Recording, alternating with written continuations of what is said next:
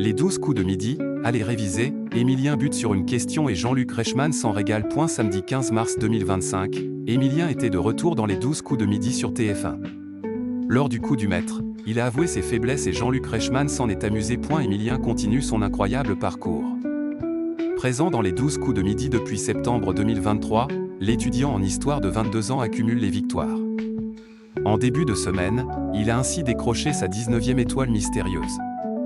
Il a également remporté 22 821 € de cadeaux supplémentaires. Une somme qui vient s'ajouter à sa cagnotte, qui s'élève à plus de 2 millions d'euros. Le samedi 15 mars, Émilien a fait son retour dans l'émission de Jean-Luc Reichmann. Lors du face-à-face, il s'est opposé à Noémie, bien décidé à le détrôner. Malheureusement, les connaissances de la jeune femme n'ont pas été suffisantes. Le maître de midi a donc pu continuer son parcours. Durant le coup du maître, Jean-Luc Reichmann a demandé à Émilien, qui joue l'amoureuse de Jean-Paul Belmondo dans L'Homme de Rio? Jacqueline Bisset, Françoise d'Orléac ou l'autre?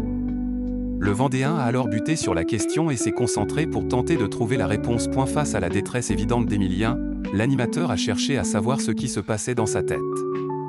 Le champion a alors admis « Je confonds un petit peu, je n'ai vu aucun film avec Belmondo ». Face à cette révélation, Jean-Luc Reichmann s'est amusé de la situation. « Vous n'avez vu aucun film avec Belmondo ?